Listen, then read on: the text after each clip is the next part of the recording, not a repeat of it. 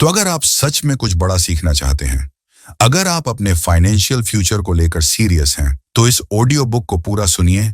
क्या आपने कभी सोचा है, अगर आज आपकी जॉब छूट जाए या रिटायरमेंट का समय आ जाए, तो आपके पास पैसे कितने दिन तक टिकेंगे?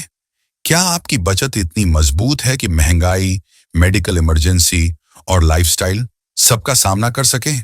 या फिर आप भी उन लोगों में हैं जो सोचते हैं, अभी तो बहुत टाइम है, बाद में देख लेंगे? दोस्तों, पैसा कमाना एक कला है, लेकिन पैसा लंबे समय तक टिकाना ये एक साइंस है। जेन ब्रायन क्विन की book how to make your money last आपको वही फॉर्मूला देती है जिससे आपकी सेविंग्स सिर्फ सालों नहीं बल्कि दशकों तक आपकी लाइफस्टाइल को सपोर्ट कर सकती हैं। आज हम इस बुक को ऐसे तरीके से तोड़कर समझेंगे कि ये सिर्फ रिटायरमेंट वालों के लिए नहीं, बल्कि हर उस इंसान के लिए है जो फाइनेंशियल फ्रीडम चाहता है, चाहे उसकी उम्र 25 हो या 65। सेवानिवृत्ति को लेकर हमारी सोच अक्सर बहुत सिंपल होती है, काम खत्म, आराम शुरू। लेकिन जेन ब्रायन क्विन का कहना है कि असल में सेवानिवृत्ति कोई एक दिन में होने वाली घटना नहीं है, बल्कि ये एक लंबी और गहरी प्रोसेस है। इसमें अलग अलग फेज आते हैं जिनसे हर इंसान गुजरता है, और हर फेज अपने साथ अलग चैलेंज और एहसास लेकर आता है। इस प्रोसेस को समझना जरूरी है, क्योंकि अगर हमें पता होगा कि आगे क्या आने वाला है, तो हम बेहतर तरीके से प्लान कर सकते हैं और अपने पैसों, समय और एनर्जी का सही इस्तेमाल कर सकते हैं। पहला फेज है प्री रिटायरमेंट यानी प्लानिंग का समय। ये वो दौर है जब आप अभी भी काम कर रहे होते हैं, लेकिन मन के किसी कोने में आपको पता होता है कि आने वाले सालों में काम से ब्रेक लेना है। इस स्टेज में आपको सिर्फ पैसों का नहीं, बल्कि लाइफस्टाइल का भी प्लान बनाना होता है। कितनी सेविंग है, कितना और चाहिए, हेल्थ इंश्योरेंस कैसे कवर होगा, हर महीने खर्च कैसे मैनेज होंगे, ये सब सोचने का समय यहीं आता है। ये फेज थोड़ा एनालिटिकल होता है, क्योंकि आपको अपनी रियल सिचुएशन का सामना करना पड़ता है। आप जो सोचते थे और जो असल में है, उसमें गैप दिखने लगता है, और उस गैप को भरने के लिए स्ट्रेटेजी बनानी पड़ती है। इसके बाद आता है हनीमून फेज, और नाम से ही समझ आता है कि ये शुरुआत में सबसे मजेदार हिस्सा होता है। काम का प्रेशर खत्म, डेडलाइन का स्ट्रेस नहीं, सुबह जल्दी उठने की मजबूरी नहीं। अचानक आपको लगता है कि आपके पास टाइम ही टाइम है। लोग इस फेज में ट्रैवल करते हैं, हॉबीज में टाइम देते हैं, और वो सब करते हैं जो सालों से टाल रहे थे। लेकिन ये फेज जितना अच्छा लगता है, उतना ही ये अस्थायी होता है। शुरू में फ्रीडम का मजा होता है, लेकिन अगर इस दौरान पैसों का सही मैनेजमेंट नहीं किया, तो फ्यूचर के लिए मुश्किल खड़ी हो सकती है। क्विन का कहना है कि इस फेज में भी खर्च और सेविंग का बैलेंस बनाए रखना बेहद जरूरी है, वरना आगे चलकर लाइफस्टाइल को मेंटेन करना मुश्किल हो सकता है। इसके बाद आता है डिसएनलाइटमेंट फेज, और ये सुनकर थोड़ा निगेटिव लग सकता है, लेकिन ये नेचुरल है। इस स्टेज में आपको एहसास होता है कि रिटायरमेंट वैसा नहीं है जैसा आपने सोचा था। हनीमून फेज का जो एक्साइटमेंट था, वो कम होने लगता है। आपको महसूस होता है कि दिन में करने के लिए उतना कुछ नहीं है, या फिर सोशल इंटरेक्शन कम हो गया है, क्योंकि आपके ज्यादातर फ्रेंड्स अभी भी काम में बिजी हैं। इस स्टेज में लोग कभी कभी इमोशनल लो महसूस करते हैं, और अगर पैसों की अनिश्चितता भी हो, तो ये स्ट्रेस और बढ़ा देती है।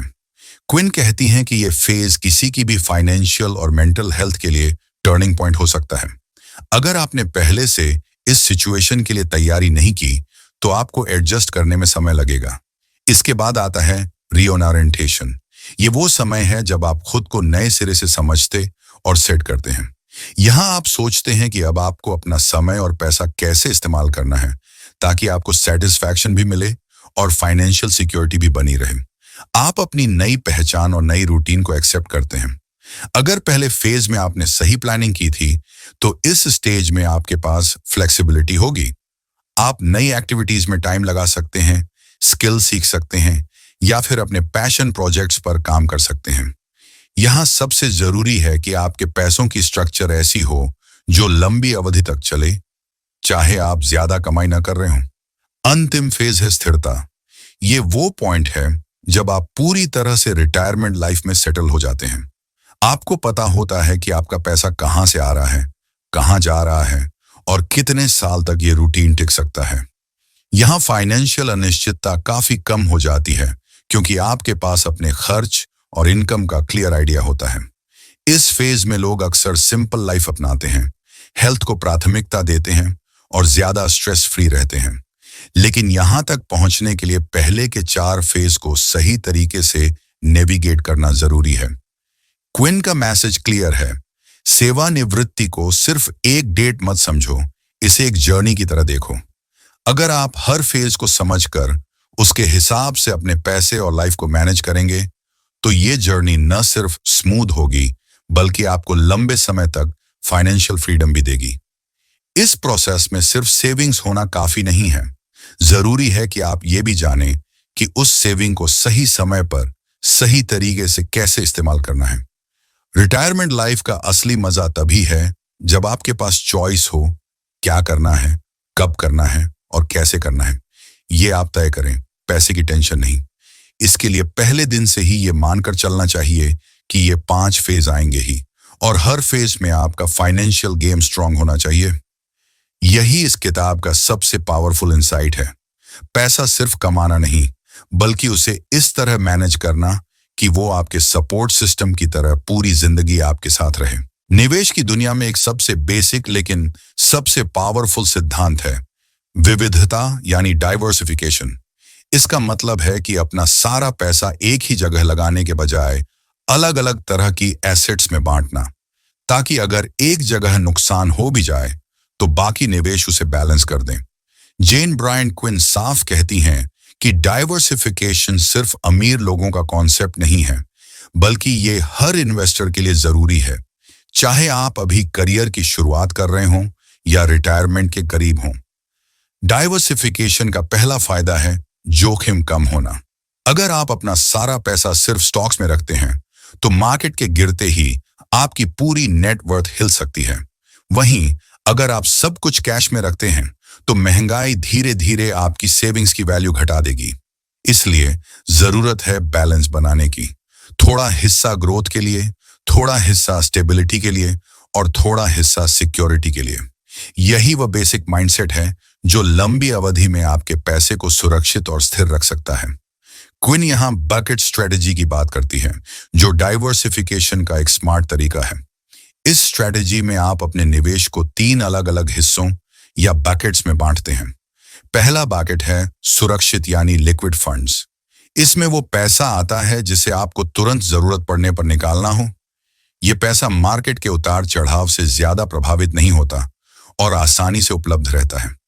दूसरा बकेट है स्थिर आय के लिए, जैसे बॉन्ड्स या ऐसे निवेश जो आपको एक प्रेडिक्टेबल रिटर्न दें। यह हिस्सा आपके पोर्टफोलियो को स्टेबिलिटी देता है और मार्केट की गिरावट में भी आपको एक स्थायी इनकम देता है। तीसरा बकेट है वृद्धि यानी ग्रोथ के लिए, जैसे स्टॉक्स या इक्विटी आधारित निवेश जिनमें रिस्क ज्यादा है लेकिन लंबे समय में रिटर्न भी ज्यादा देते हैं। इस तरह आपका पैसा अलग अलग जगह फैला होता है और कोई भी एक मार्केट इवेंट आपके पूरे फाइनेंशियल प्लान को बर्बाद नहीं कर पाता। यह स्ट्रक्चर न सिर्फ रिस्क मैनेज करता है बल्कि आपके खर्च की योजना को भी आसान बनाता है। अगर मार्केट डाउन है तो आप पहले बकेट के लिक्विड फंड से खर्च कर सकते हैं और बाकी ग्रोथ इन्वेस्टमेंट को समय देकर रिकवर होने का मौका दे सकते हैं। अगर मार्केट अच्छा कर रहा है तो आप तीसरे बकेट से कुछ मुनाफा निकालकर पहले बकेट को रिफिल कर सकते हैं। ये एक डायनामिक लेकिन कंट्रोल्ड प्रोसेस है जो आपको पैसों के मामले में लगातार स्थिरता देता है।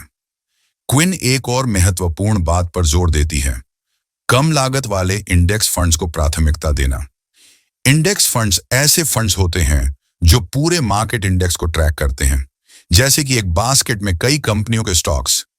इनकी खासियत है कि इनका मैनेजमेंट पासिव होता है, यानी इनमें ज्यादा रिसर्च, ट्रेडिंग और ह्यूमन इंटरवेंशन नहीं होता, जिससे इनके मैनेजमेंट, फीस और एक्सपेंस रेशियो बहुत कम होते हैं। कम फीस का मतलब है कि लंबे समय में आपके रिटर्न पर खर्च का बोझ नहीं पड़ता। इसके विपरीत एक्टिव मैनेज फंड्स में फीस और चार्जेस ज्यादा होते हैं और रिसर्च के बावजूद ये हमेशा मार्केट को बीट नहीं कर पाते। कम लागत वाले इंडेक्स फंड्स का फायदा सिर्फ फीस में नहीं है, ये आपको तुरंत डाइवर्सिफिकेशन भी दे देते हैं। जब आप एक इंडेक्स फंड में निवेश करते हैं तो आप उस इंडेक्स में शामिल सभी कंपनियों के शेयर के मालिक बन जाते हैं, जिससे आपका रिस्क एक ही कंपनी पर निर्भर नहीं रहता। ये एक सिंपल लेकिन बेहद इफेक्टिव तरीका है लंबी अवधि में वेल्थ क्रिएट करने का। इस पूरी स्ट्रेटेजी का एक और फायदा है माइंड पीस। अगर आपका पोर्टफोलियो डाइवर्सिफाइड है तो आपको हर मार्केट मूवमेंट पर रिएक्ट करने की जरूरत नहीं होती। आपको पता होता है कि आपने अलग अलग बकेट्स में पैसा रखा है जो अलग अलग सिचुएशन में अलग अलग तरह से परफॉर्म करेंगे। इससे आप ओवर ट्रेडिंग, पैनिक सेलिंग या शॉर्ट टर्म डिसीजन लेने से बचते हैं। डाइवर्सिफिकेशन को अपनाने का मतलब ये भी है कि आप अपनी इन्वेस्टमेंट स्ट्रेटजी को समय समय पर रिव्यू करते रहें। जैसे जैसे आपकी उम्र, इनकम और गोल्स बदलते हैं, वैसे वैसे आपके बकेट्स का अनुपात भी बदल सकता है। शुरुआती करियर में आपका तीसरा बकेट यानी ग्रोथ वाला हिस्सा ज्यादा हो सकता है, जबकि रिटायरमेंट के करीब आते आते आपको पहले और दूसरे बकेट को ज्यादा प्राथमिकता देनी चाहिए। अंत में क्विन का मैसेज साफ है, विविधता कोई ऑप्शनल चीज नहीं बल्कि जरूरी है अगर आप अपने पैसों को लंबे समय तक टिकाना चाहते हैं।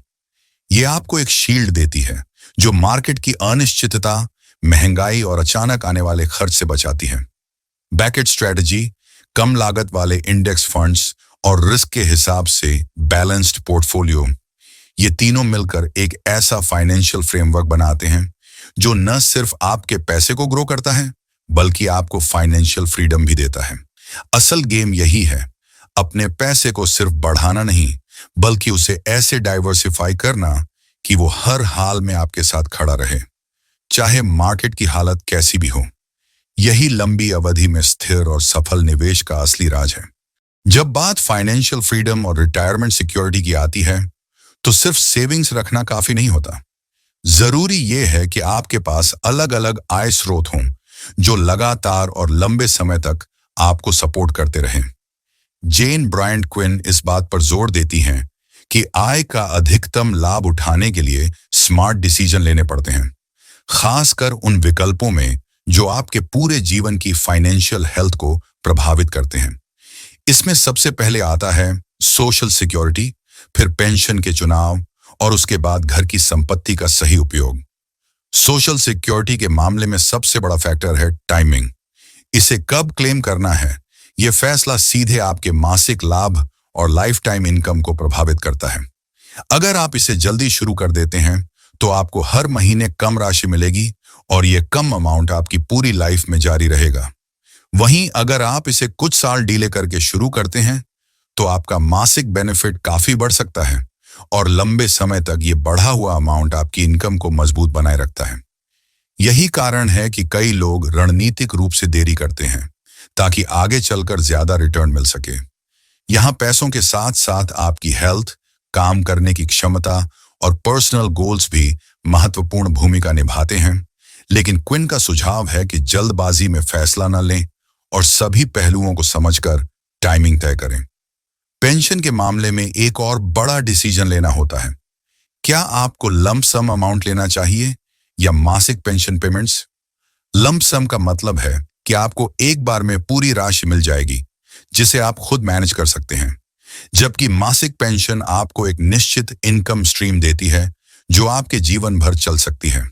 इस चुनाव को सिर्फ राशि के आधार पर नहीं बल्कि आपकी फाइनेंशियल आदतों, निवेश क्षमता और जोखिम सहने की क्षमता के आधार पर देखना चाहिए। मासिक पेंशन का फायदा यह है कि आपको हर महीने गारंटीड इनकम मिलती है जो मार्केट रिस्क से प्रभावित नहीं होती। लंप सम में फ्लेक्सिबिलिटी ज्यादा है, लेकिन इसका मतलब यह भी है कि आपको इसे सही तरीके से निवेश और खर्च करना आना चाहिए, वरना जल्दी खत्म होने का खतरा रहता है। क्विन कहती हैं कि इन दोनों ऑप्शंस का कैलकुलेशन सिर्फ नंबर से नहीं बल्कि आपके पूरे फाइनेंशियल लाइफस्टाइल से मैच होना चाहिए। अब बात करते हैं घर की संपत्ति यानी होम इक्विटी की। बहुत से लोग अपनी पूरी लाइफ की कमाई का बड़ा हिस्सा अपने घर में लगा देते हैं और रिटायरमेंट के बाद ये एक साइलेंट एसेट बनकर बैठा रहता है। लेकिन सच ये है कि अगर स्मार्ट तरीके से इस्तेमाल किया जाए तो घर की इक्विटी एक मजबूत आय स्रोत बन सकती है। एक तरीका है डाउनसाइज करना, यानी बड़ा घर बेचकर छोटा और कम महंगा घर लेना। इससे आपको एक मुश्त राशि मिल सकती है जिसे आप निवेश या अन्य इनकम सोर्स बनाने में लगा सकते हैं। दूसरा तरीका है रिवर्स मॉर्टगेज, जिसमें आप अपने घर की वैल्यू के बदले नियमित इनकम ले सकते हैं जबकि घर में रहना जारी रखते हैं।